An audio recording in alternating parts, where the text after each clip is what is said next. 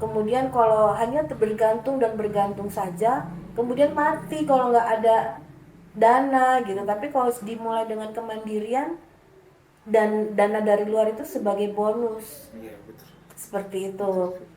Jam 7. 7 pagi. 7 pagi, 7 7 malam. malam. Bercanda. Kalau jam 7 pagi jam tidur tuh.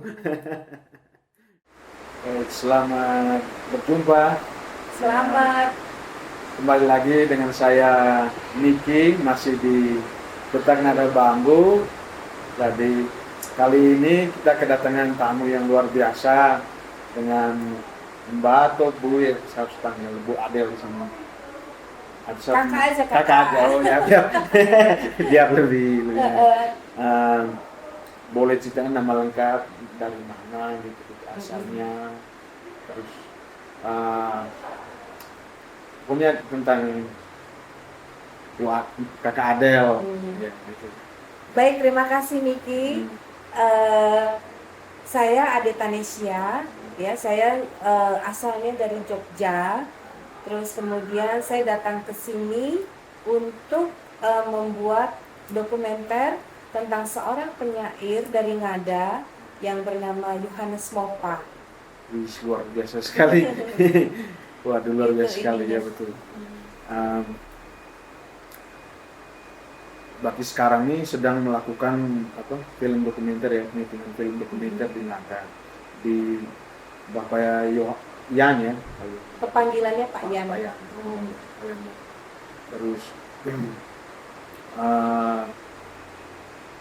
kenapa bisa datang ke Ngada ini, Kabupaten Ngada ini, dan tertarik untuk mau melihat potensi-potensi di sini? Saya sebenarnya sudah pernah ke Ngada itu sejak tahun 2014. Waktu itu untuk ya sebuah pekerjaan, terus itu 2 kali, 2014 2015. Terus kemudian saya bisa datang lagi untuk pendampingan tata kelola festival, ya, festival. Waktu itu Ngada itu akan membuat festival Inerie gitu. Nah, kemudian saya sebagai semacam panel ahli untuk Dirjen Kebudayaan, memberikan workshop lah ya untuk tata kelola festival melalui Dinas Kebudayaan. Itu tahun 2019 saya sering datang lagi ke sini, mungkin 3 kali. Jadi dulu 2 kali, sekarang 3 kali. Jadi 5 kali sama sekarang 6 kali ke Bajawa. Nah, sejak itu memang saya sangat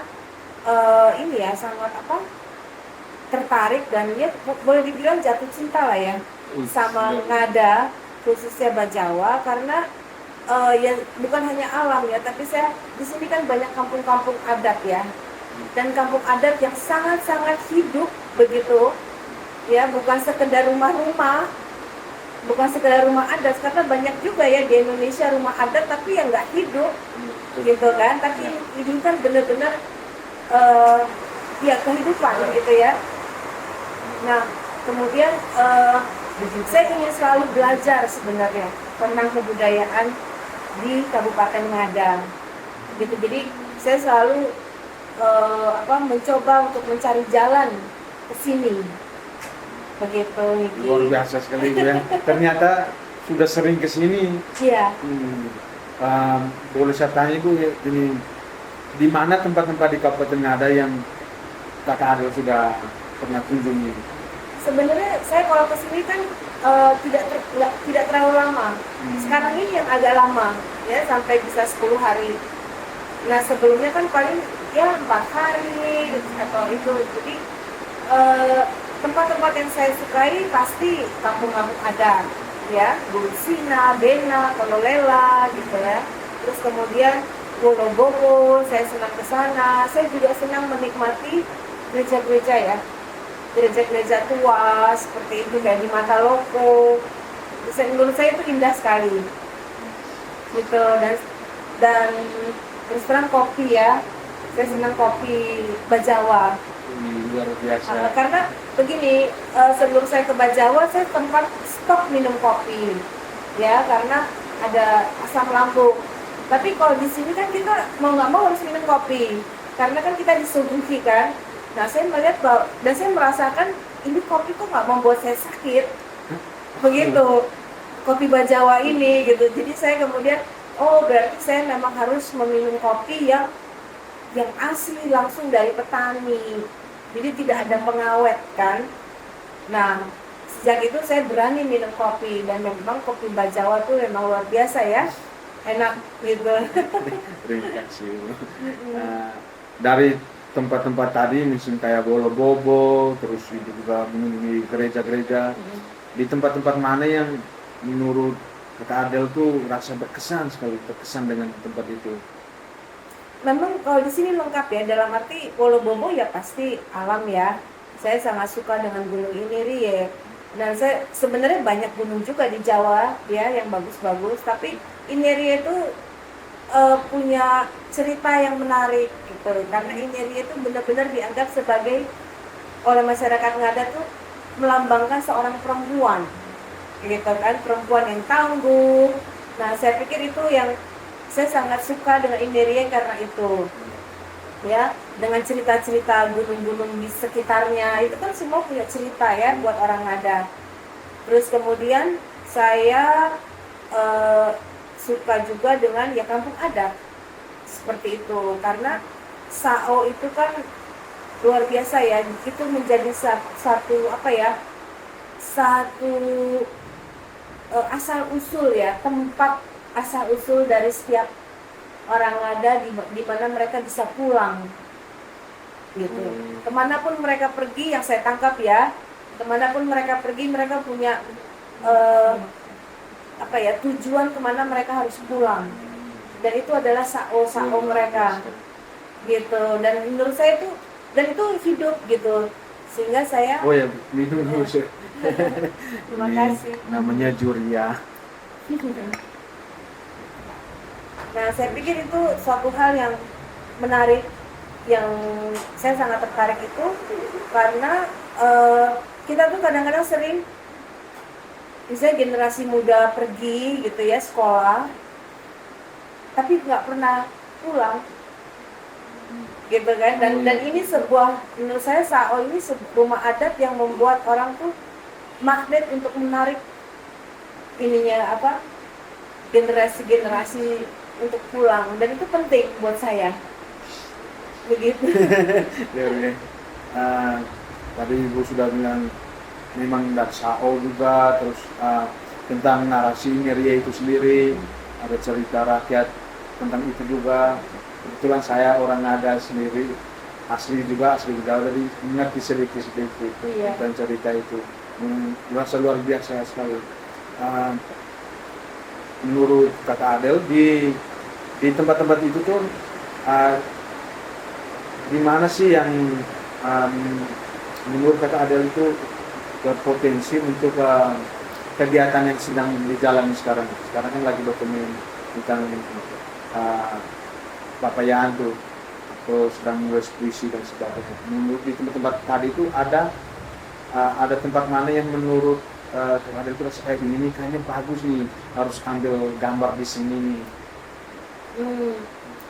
Memang yang sekarang, perjalanan sekarang itu kan memang fokus pada Pak Yohanes Mopa.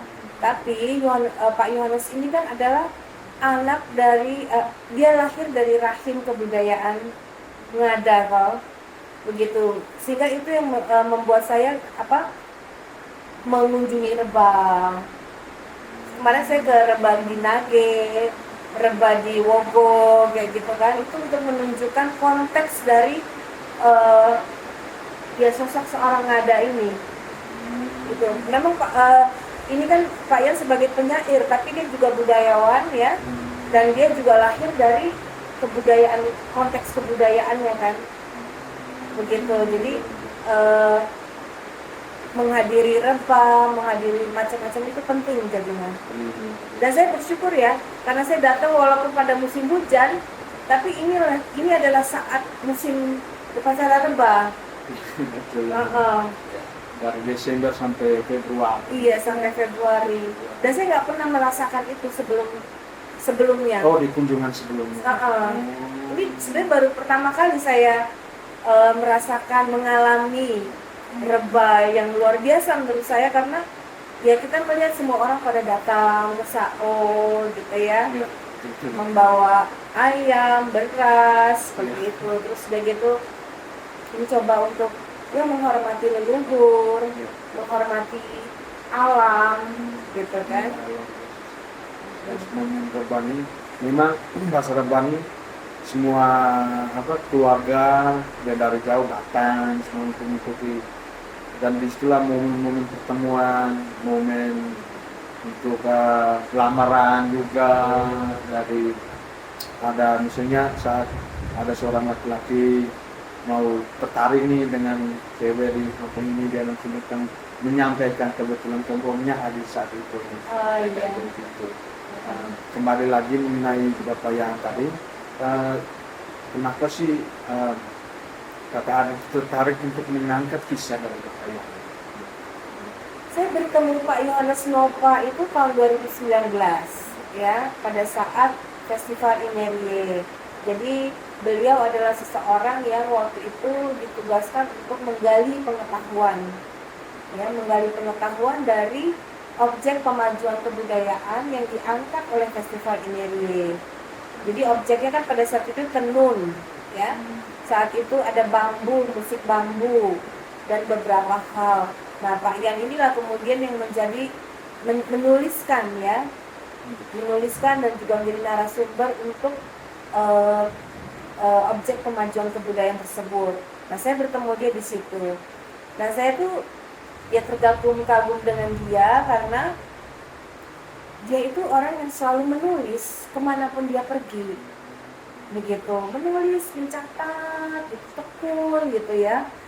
Dan setelah saya tanya, banyak sekali tulisan dia, dan itu tulisan tangan ya, bukan ketik-ketik, tulisan tangan gitu. Dia punya ribuan puisi ya, dia juga banyak menulis tentang kebudayaan yang ada di Ngada. Dan hal yang menarik juga adalah karir dia adalah seorang perawat gitu. Karir dia itu adalah seorang perawat, dan menurut dia justru karena dia seorang perawat yang harus pergi ke desa-desa. Ya zaman itu NTT itu kan seperti apalah ya fasilitas kesehatannya toh. Dia harus pergi ke desa-desa, ya dia terpaksa kemudian kan harus mempelajari kebudayaan dari tempat-tempat yang dia datangi. Nah, pada saat itu kemudian dia juga mencatat semua itu gitu, dan kemudian dia sendiri melakukan ekspresi dari pengalaman-pengalaman itu melalui puisi gitu. Dan saya sangat terkagum-kagum dengan apa yang dia lakukan, karena dia lakukannya karena dia suka, karena dia mencintai itu, bukan untuk harapan apa gitu ya, seperti itu. Itu saya kagum dengan beliau. Luar biasa. Begitu, sehingga dari situ saya bertanya, bisakah saya menerbitkan lah, ya nggak bisa semuanya ya, puisinya banyak sekali ya, beberapa puisinya kemudian kita sepakat. Terus dia memilih 50 puisi, dia terjemahkan sendiri ke dalam bahasa Indonesia. Terus kemudian baru kita coba untuk mencetaknya di Jogja. Begitu. Kemudian dia juga yang memberikan judul terhadap buku itu, Sebeneka. Begitu. Oh, luar biasa sekali cerita itu Bapak yang. Saya sendiri baru tahu loh Ibu, walaupun saya orang Jawa. Tapi masih banyak sekali orang-orang yang punya karya literasi seperti itu tuh bisa diketahui, dan di umur-umur yang sudah Iya, dia 70 lebih ya. Luar biasa sekali. Kita ngomong tentang puisi ini, bagaimana cara Kak Adel untuk memajukan kegiatan karya puisi ini ke depan, untuk dari potensi yang ada di Ngada sekarang.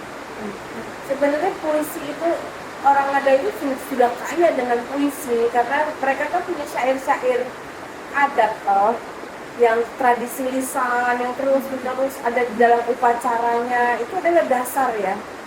Dan saya berharap sih sebenarnya generasi muda mencatat itu karena itu penting begitu ya, selain produksi anak-anak muda atau siapapun yang menulis juga puisi gitu kan, seperti itu. Nah saya memang tertarik juga dengan Pak Yan karena dia juga menulis puisi dalam bahasa Ngada gitu, puisi yang modern lah ya, puisi modern dalam bahasa Ngada.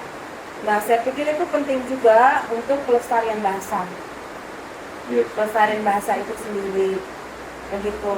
Jadi saya pikir yang penting pertama syair-syair adat itu kalau bisa dikumpulkan, dan Pak Yan sudah menuliskan juga, cuman masih dalam bentuk tulisan tangan. Dia sudah menuliskan ungkapan pepatah adat itu dia tulis gitu. Jadi sumbernya tuh sudah ada sebenarnya gitu. Jadi kalau ada yang mau menerbitkan, kalau ada yang mau membuat lagu dari situ mungkin ya, itu bersyukur kita ada sumbernya. Oh ya, kembali ke lagu nih. Kemarin Kak Adel ada sempat buat lagu kalau nggak salah, pernah diceritakan di sini kalau nggak salah, ada lagu yang tentang Miriam tapi Oh dalam iya, bahasa perjalanan. saya itu kalau perjalanan memang kalau saya terkesan sekali pada satu tempat, saya berusaha membuat lirik sebenarnya, lirik ya, lirik lagu. Kemudian nanti saya ngajak temen di Jogja untuk ayo kita nyanyi, kita bikin musik dari lirik ini. Terus kemudian ya saya nyanyikan, gitu aja sih sebenarnya. Gitu. Dan menurut saya itu keren soalnya liriknya dalam bahasa Jawa kan. Oh tidak, Ada yang bahasa Jawa tuh, bukan? bukan. Bahasa bacanya cuma sao, Sao. ngadu baga, cuma itu saja.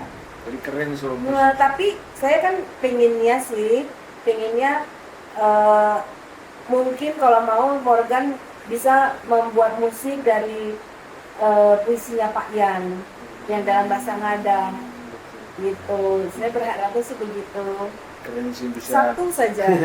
dari kami sini bilang namanya seu yang tadi. Nah yang tadi syair-syair tadi yang pengingan itu terus dibikin dari puisi, terus bisa jadi lagu. Sebenarnya banyak sekali potensi yang bisa diangkat ke depannya. Betul.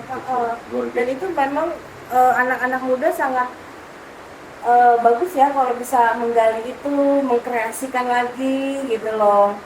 Karena kadang-kadang kan kita tuh perlu mengembangkan ya, melakukan inovasi dari tradisi ya, supaya yang generasi muda lebih tune in atau apa gitu kan. Yes. Maksudnya walaupun dengan kedaerahannya kami, tapi masih bisa anak-anak lihat ini kami membawa versi kekinian. Ya supaya anak-anak merasa kok ini keren ternyata nih. Betul, itu penting banget itu. Keren ternyata. Iya. Ya, Ini kayak Voi Doa ini itu juga menarik ya. Itu Oh, alat ya. musik ya. Ya ini alat musik Voi Doa. Itu tentang apa ya? Voi Doa ini adalah satu alat musik yang asli di Jawa, di Kabupaten Ngada. Ada yang nama Voi Doa komunal, ada yang kita buat ini namanya Voi Doa yang di gambar ini yang dibuat oleh Om Hendra di Pepadang Yalabatu sebagai gurunya, maestro. Voi Doa ini kode namanya Voi Doa Hogasara. Hogasara. Hogasara. Ada banyak juga maestro-maestro lain yang membuat Voi Doa. Kalau yang ini namanya Voi Doa jenis Hogasara. Jenis Hogasara. Oh berarti macam-macam Voi Doa ini. Macam-macam. Oh, dan ini bambu ya? Bambu. Voi Doa ini kita biasanya orang-orang tua dulu mereka pakai untuk acara di gereja tuh, untuk misa, untuk mengiringi lagu-lagu misa itu tuh pakai Voi Doa dan alat-alat musik bambu. Iya. Berarti kekuatan musik di Ngada tuh musik bambu ya? Bambu betul. Bambu dan ada juga gong. Oh iya. Dan pada dasarnya sih sebelum kita mengenal semua itu Mas kita di sini pakai musik yang dengar tuh, yang musik dari tubuh, dari hentakan kaki. Oh. Sudah ada sih sebelum alat musik itu berkembang. Ya seperti yang kita lihat pada saat rebah ya. Ya. Mereka kan wah hentakannya. Nah, itu namanya wowi. Jadi sambil dengung sambil goyang menarik. Itu kan sudah dari dulu belum ada alat musik. Dan semua sampai anak muda bisa melakukan itu. Hampir semua bisa. Hampir semua ya. Tapi kalau untuk syair-syair itu kita masih perlu pelajari lagi. Berarti memang perlu ya untuk menuliskan atau mengolah kembali syair itu ya. Ya. Oh iya, minum dulu. Oh iya. Baik, terima kasih. Minum dulu. Ini namanya. Ini kopi kita ya. Ya, kopi kita namanya Cafe Latte. Dari desa mana ini kopinya? Kopi ini dari desa Bawawae.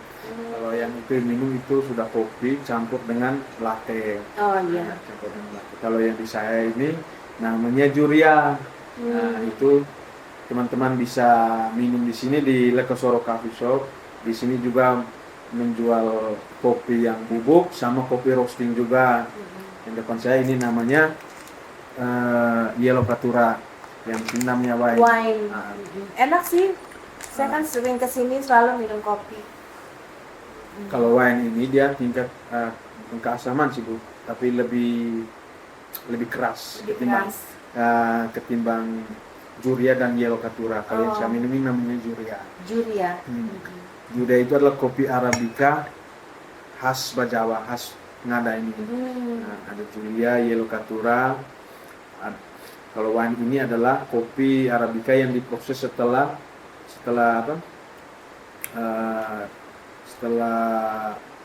panen, kopi Arabica juga. Jadi dia direndam, terus direndam bersama sama kulitnya, makanya dia rasanya agak seperti wine gitu. Mantap.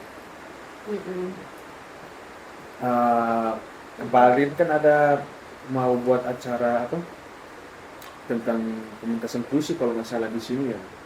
Iya.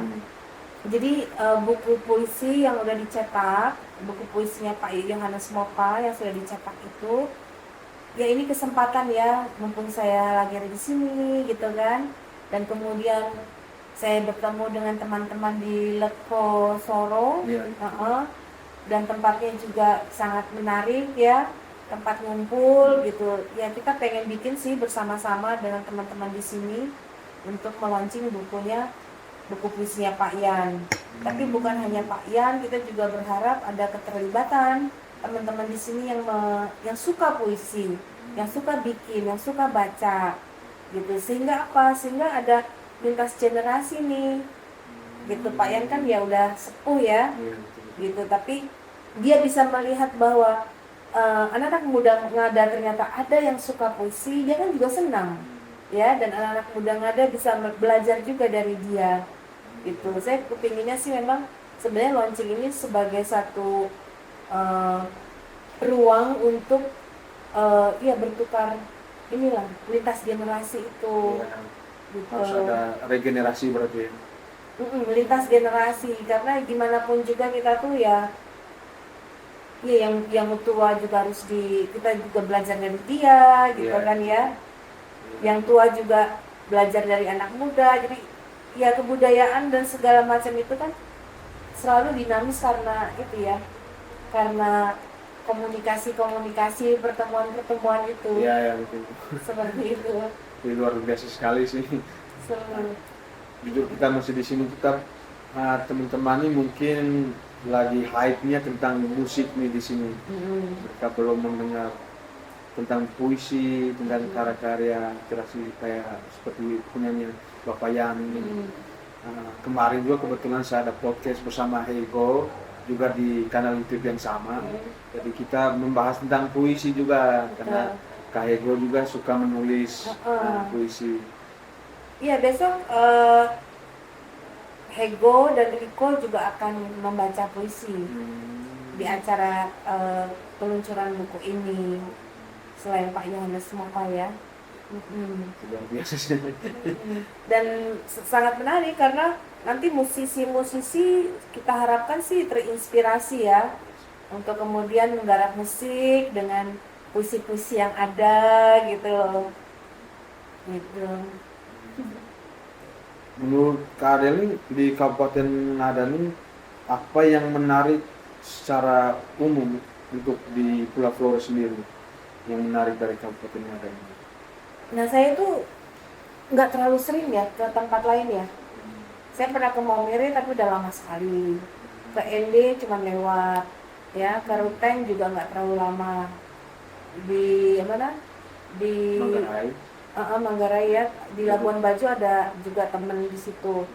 Tapi yang saya lihat adalah di setiap tempat itu ada komunitas, komunitas seni, entah komunitas literasi, kayak gitu loh. Dan waktu itu saya juga ngobrol-ngobrol sama Hendra ya, bahwa penting juga untuk berjejaring tuh antar komunitas-komunitas seni gitu ya, antar kabupaten, karena itu bisa saling menguatkan untuk se-Flores ini. Bahkan Larantuka kan ada juga. Iya sih. Untuk Yang saya tahu sih, maksudnya ada komunitas musik itu banyak di Flores. Di hampir setiap kabupaten dalam pulau ini punya apa? Punya komunitas-komunitas, ada yang komunitas reggae-nya, ada komunitas banyak sih, ada punk rock dan sebagainya. Mereka juga komunitas-komunitas, mungkin ada komunitas yang pegiat tenun, pegiat puisi, atau yang mural juga kayak punyanya Kamorgan kemarin. Sebenarnya banyak sih, cuman kayak kita butuh gimana nih, siapa yang mau mengarahkan ini, kita harus kemana, kayak wadahnya tuh gimana, siapa yang mau menyediakan wadah itu. Itu jadi sebenarnya anak-anak muda di Kabupaten Ngada atau di Flores itu banyak sekali potensi sih menurut saya. pasti. Itu cuman kadang-kadang kita bingung, oh ini kita nih mau kemana nih, kita mau kemana, siapa dengan siapa nih, kita harus buat apa, itu kan butuh bantuan juga dari luar untuk bisa mengarahkan hal seperti itu. Ya. Saya mau cerita tentang Jogja ya. Ya. Jadi yang menarik dari Jogja itu komunitas itu banyak ya, komunitas yang macam-macam ya. Dan kemudian mereka itu tidak juga bisa difasilitasi sebenarnya. Tapi mereka menciptakan wadahnya sendiri. Begitu loh. Diciptakan gitu. Bahkan misalnya seni rupa, pameran gitu kan. Ya, mereka pameran jadi di rumahnya sendiri. Gitu loh. Jadi nanti istilahnya open studio. Buka studio gitu loh. Misalnya mereka nggak bisa mengakses galeri atau tempat-tempat yang ada gitu kan, ya mereka bisa buka sendiri gitu. Mereka bisa menjadikan rumahnya ya sebagai tempat pameran gitu. Jadi bagaimana kita menciptakan wadah sendiri itu dulu.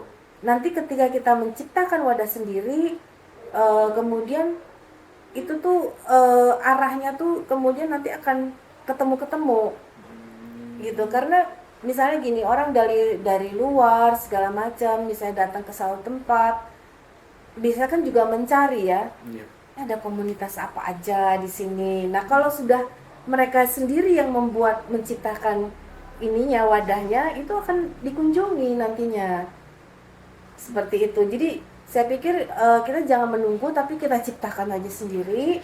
Nanti akan karena sekarang kan informasi segala macam juga udah banyak ya. Kita bisa datang menjemput bola juga gitu, dan orang juga bisa datang ke sini untuk memetakan gitu loh, memetakan komunitas yang ada di satu tempat seperti itu. Keren sih. Kayak ini kan menarik ya. Ini rumah ya, tapi kemudian ada mereka bikin tempat kopi ya, Lekosoro ini. Sini orang bisa, anak muda bisa kumpul, bisa diskusi. Tempatnya juga cukup luas kan, jadi mereka bisa main musik gitu. Ini aja udah bisa menjadi ruang alternatif dalam berkesenian. Lekosoro ini, saya aja misalnya saya pergi ke mana gitu, misalnya saya mensiarkan tentang Instagram itu saya akan selalu menyebut kalau ke sini ke Bajawa jangan lupa ke Soro Lekosoro. Coffee Shop. Kalau misalnya Anda mau bertemu dengan teman-teman anak muda Bajawa misalnya kayak gitu. Iya. Ini kan satu tempat cara untuk menciptakan wadahnya sendiri dan orang akan datang Betul sih, saya gitu. luar biasa masukan dari Kak Adel tadi tentang komunitas-komunitas yang di Jogja itu tentang apa? Bagaimana kita menyediakan wadah itu mulai dari rumah sendiri. Mm-mm. Itu luar biasa sekali. Dan itu udah dilakukan ya di sini ya. Keren sih. Seperti itu. Berikutnya bagaimana cara menurut Kak Adel itu bagaimana cara segala potensi-potensi di Kabupaten Anda itu bisa berkembang lagi itu seperti apa caranya menurut Kak Adel? Jejaring Tetap harus seperti itu. melakukan jejaring dengan banyak komunitas, dengan pemerintah juga penting ya, berjejaring dengan pemerintah seperti itu. Dan itu memang bukan kerja gampang gitu ya, kerja bertahun-tahun dan harus ada orang yang mau bisa melakukan itu, yang mau melakukan itu gitu. Semuanya butuh proses dari awal, maksudnya yang penting niat dulu. Niat dulu, kita harus buat apa nih, harus punya niat, punya kemauan. Itu juga memotivasi kami generasi muda yang di sini untuk bisa berkembang ke depannya. Kalau di Dirjen Kebudayaan itu kan sebenarnya ada program-program ya, misalnya belajar bersama maestro, workshop itu biasanya pertunjukan atau musik, itu mungkin kita bisa mencoba di situ, gitu. Ada fasilitasi hibah, dicoba juga di situ. Ya segala cara untuk dicoba, gitu, untuk mengembangkan ini. Dan dengan cara itu nanti kita bisa bertemu dengan banyak orang dari luar sini juga kan. Gitu kayak misalnya contohnya kemarin saya ke Belitung Timur ya, terus mereka tuh ada program belajar bersama maestro, terus kemudian dari program itu mereka membentuk kelompok musik ya kan, terus didatangkan maestro dari nasional, terus dikuatkan akhirnya ini menjadi band nih gitu. Itu kan keren ya, seperti itu gitu loh. Nah, hal seperti itu saya pikir yang saya juga sangat mengharapkan Ngada bisa mendapatkan mengakses itu semua karena potensinya luar biasa. Potensi musik ya. Bukan hanya bermain, suaranya juga bagus. Saya selalu mendengar bahwa Ambon itu orang ngomong aja katanya sudah bermusik ya. Sama di sini juga. Ngada juga begitu. Itu keren. Gitu. Baik, di sini itu macam menurut kami sih macam mungkin masih agak sulit untuk mengembangkan potensi-potensi budaya itu tuh. Menurut Kak Adel tuh apakah sulit untuk mengembangkan potensi-potensi budaya yang ada di sini seperti karya-karya seperti punyanya Pak Yan tuh? Menurut pandangan Kak Adel sendiri tuh masih sulit atau sudah mulai mudah sekarang? Ya mudah karena sebenarnya kan ya Pak Yan itu tulis tangan ya, menulis dengan tangan gitu kan, menulis tangan ditulis. Sekarang kan banyak hal ya, kalau kita belum bisa menciptakan buku ya, menerbitkan buku, misalnya Helena sudah punya puisi banyak, dia kan bisa bikin e-book, electronic book. Kalau misalnya menerbitkan belum bisa gitu kan, dia bisa menerbitkan puisinya dalam digital. Nah kemudian dia bisa, misalnya ini salah satu contoh ya, dia bisa yang menyebarkan itu puisi-puisinya dia. Kemudian misalnya kan ada wadah-wadah, misalnya WhatsApp grup tuh juga bagus karena dia perempuan, misalnya dia masuk dalam jaringan Puan Seni di mana di situ banyak sekali orang-orang dari berbagai daerah di Nusantara perempuan untuk ada di WhatsApp grup itu untuk saling bertukar. Seperti itu.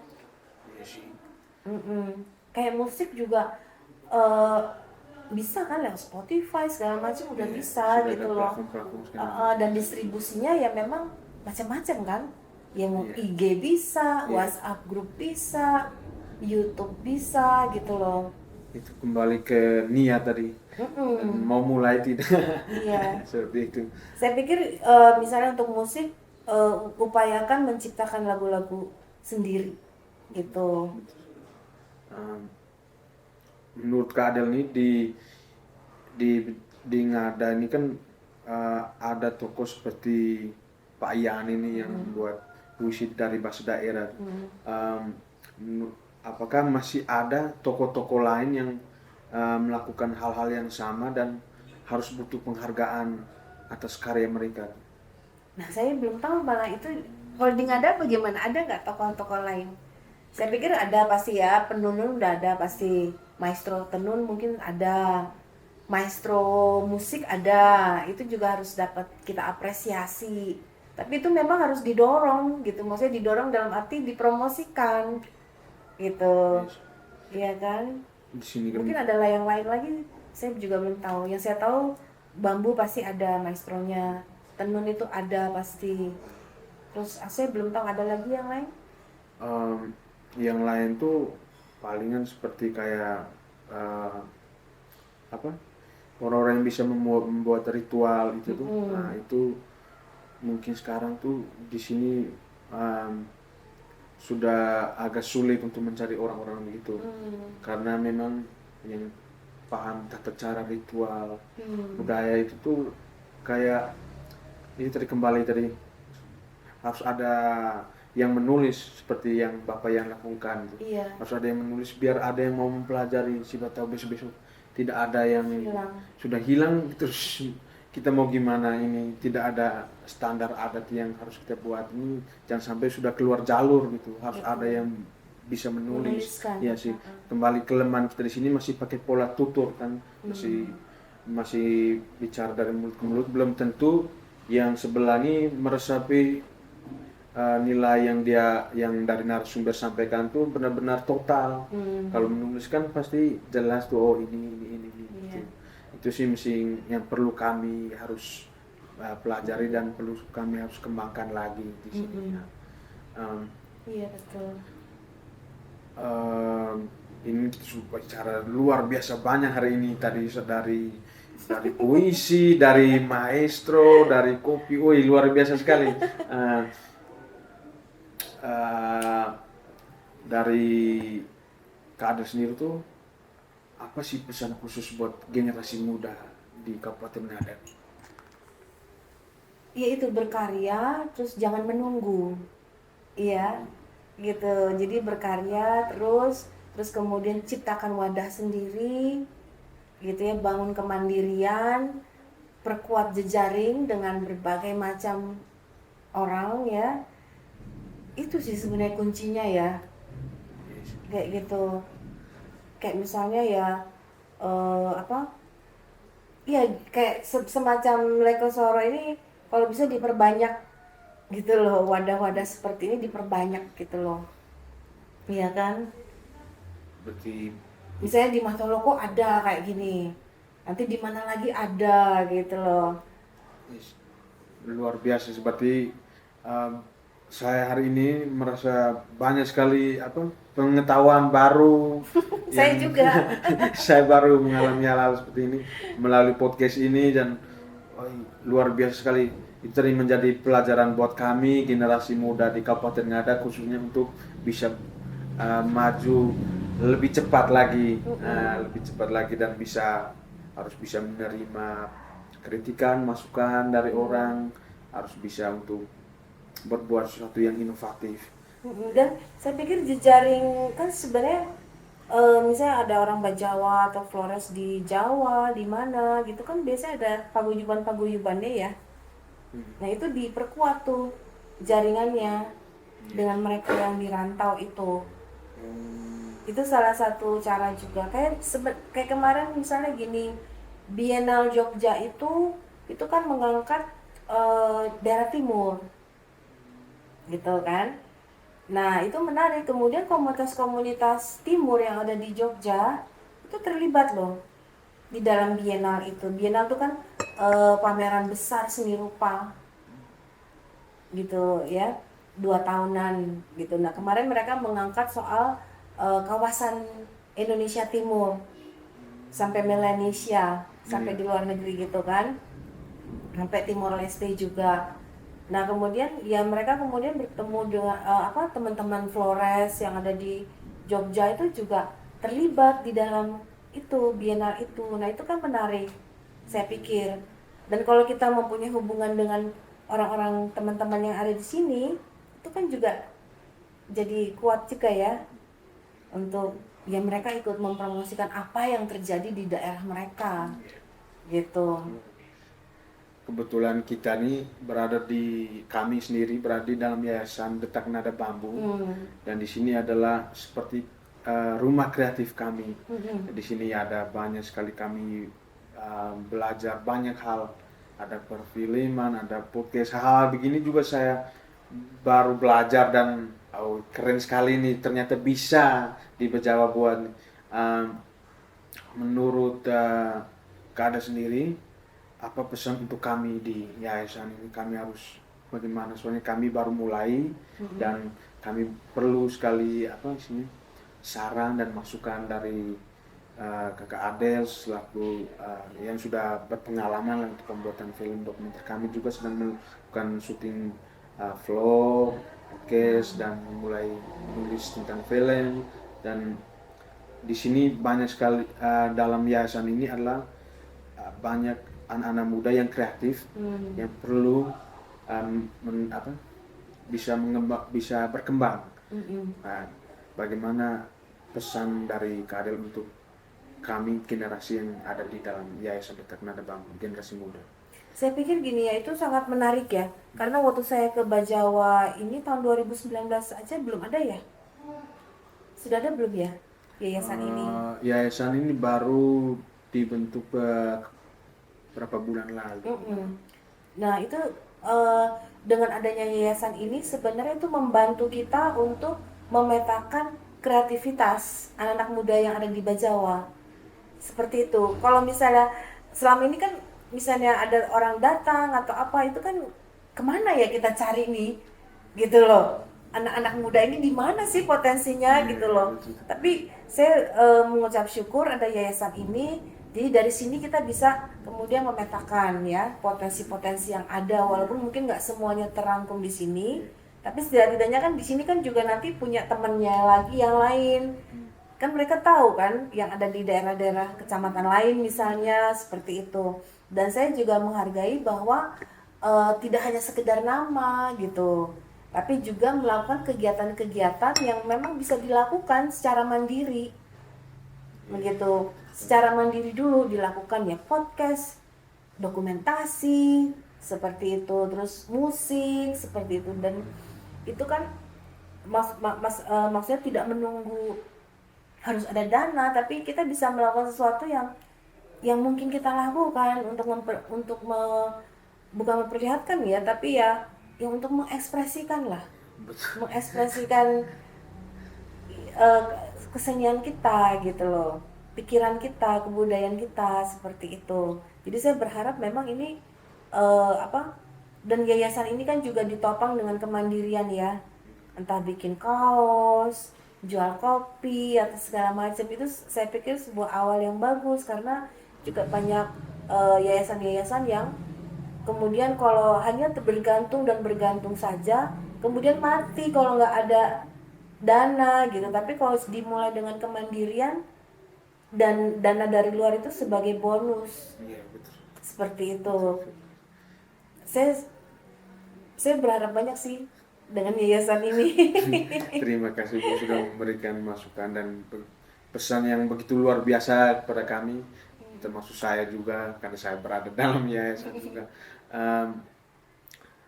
Mungkin tadi kan ada buku nih tentang kisahnya Pak Yan nih.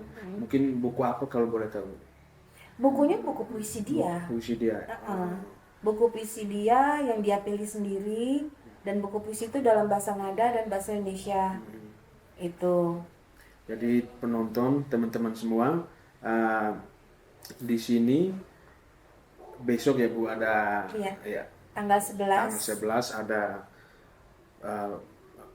peluncuran buku dari Bapak Yan. Jadi bisa datang ke Lekosoro Coffee Shop dan bisa sambil ngopi, sambil kita berbicara banyak tentang puisi dan bukunya Bapak Yan besok tanggal 11 Jam jam 7.